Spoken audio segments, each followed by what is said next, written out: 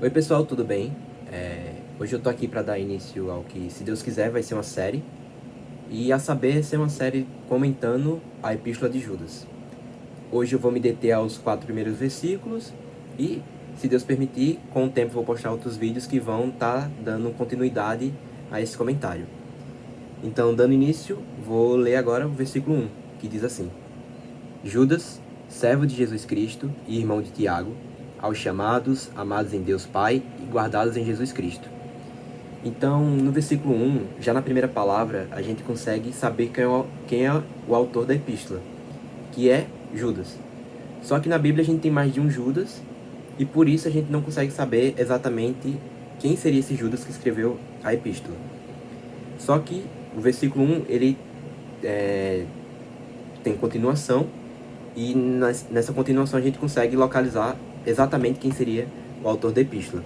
E o versículo prossegue assim: servo de Jesus Cristo e irmão de Tiago.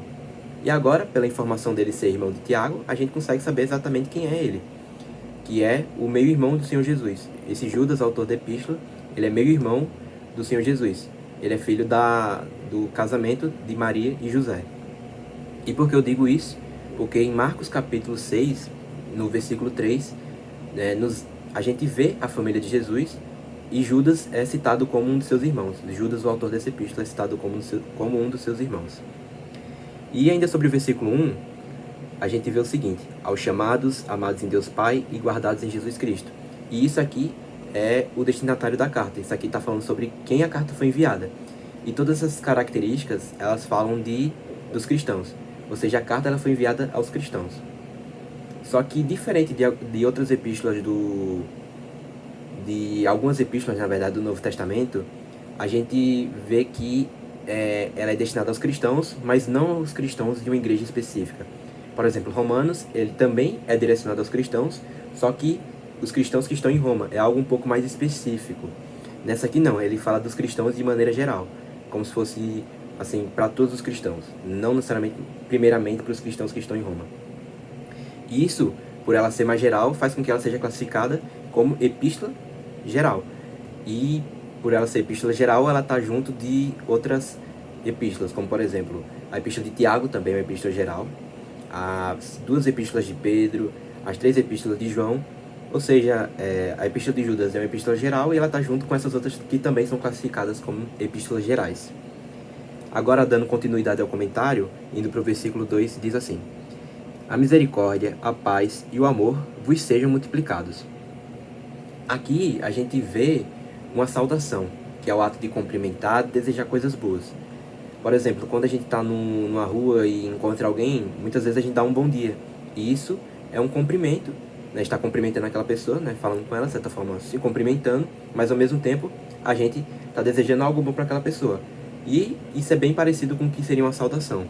Né? Aqui Judas está cumprimentando os irmãos, os crentes, os cristãos, e além de ele estar cumprimentando, ele está desejando algo bom para eles, que a misericórdia, a paz e o amor sejam multiplicados.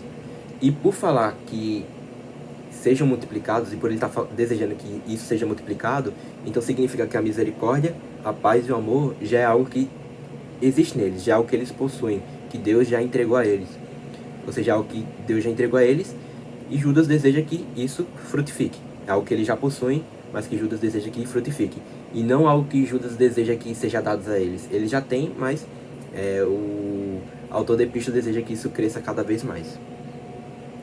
Agora, indo para o versículo 3, diz assim: amados, quando empregava toda diligência em escrever-vos acerca da nossa comum salvação, foi que me senti obrigado a corresponder-me convosco, exortando-vos a batalhar diligentemente pela fé que uma vez foi por todas entregue aos santos. Então, no versículo 3, a gente consegue notar que anteriormente Judas ele estava escrevendo uma outra epístola, ele estava escrevendo uma outra carta com um assunto que é a nossa comum salvação. E isso ele estava fazendo com muito esforço, tanto que a gente consegue ver. Quando empregava toda a diligência. Diligência é se esforçar, é colocar força, é o ato de se esforçar. Então ele estava escrevendo anteriormente uma carta sobre a nossa comum salvação, e isso com muito esforço, só que isso mudou, né? ele fala o seguinte: quando empregava toda a diligência em escrever-vos acerca da nossa comum salvação, foi que me senti obrigado a corresponder-me convosco, exortando-vos a batalhardes diligentemente pela fé que uma vez foi entregue aos santos. Então teve uma mudança. Ele estava escrevendo uma carta anteriormente sobre a nossa comum salvação, e depois teve de passar a escrever uma epístola chamando os irmãos a batalhar pela fé que de uma vez por todas foi entregue aos santos. Só que no versículo 3 a gente não consegue saber o que motivou essa mudança. A gente vê que teve uma mudança dele escrever uma carta sobre um assunto e passar a escrever uma carta de outro assunto, só que a gente não consegue, a partir do versículo 3, saber o que motivou essa mudança. Mas no versículo 4 a gente consegue saber exatamente o que gerou isso. E diz o seguinte, no versículo 4: pois certos indivíduos se introduziram com dissimulação, os quais, desde muito, foram antecipadamente pronunciados para esta condenação. Homens ímpios, que transformam em libertinagem a graça de nosso Deus e negam o nosso único, soberano e Senhor, Jesus Cristo. Então aqui tem um motivo. O que motivou ele a estar mudando de escrever uma carta sobre um assunto para outro foi que pessoas enganosas, pessoas que traziam engano, elas entraram no meio da igreja. E isso, claro, pelo fato delas entrarem no meio da igreja, tem o fato delas estarem lá e corromper, né, trazer engano para as pessoas, enganar as pessoas. E um desses enganos que a gente consegue já saber no versículo 4, uma das coisas que elas acreditavam que era mentira, que é algo enganoso, é o fato deles acreditar, né, deles transformar em libertinagem a graça do nosso Deus.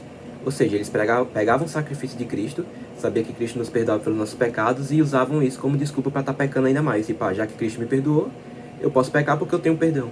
Sendo que não é assim. Deus, ele opera em nós uma obra poderosamente na gente, que ele perdoa a gente dos pecados, mas ao mesmo tempo ele nos capacita para viver de uma maneira santa, longe do pecado, né? E o outro erro que eles tinham é de negar o nosso único e soberano Senhor Jesus Cristo. Então eles não viam Jesus como Senhor, como soberano. Eles, sei lá, eles poderiam ver como um mestre, como algo nesse sentido, mas não como soberano Senhor, né? E então eles estavam completamente errados, porque nós cremos que Jesus é o Senhor, ele é o Filho de Deus, ele é o nosso Senhor. Então eles estavam defendendo coisas completamente mentirosas e enganosas e que poderiam estar corrompendo as pessoas, né? Então esse foi o comentário dos 4 primeiros versículos. Se Deus permitir, vou estar postando outros vídeos comentando o restante da epístola. Claro, em cada vídeo pegando uma parte da epístola e comentando, assim como foi feito nesse vídeo. E é isso, pessoal. Fique com Deus e, se Deus permitir, até o próximo vídeo.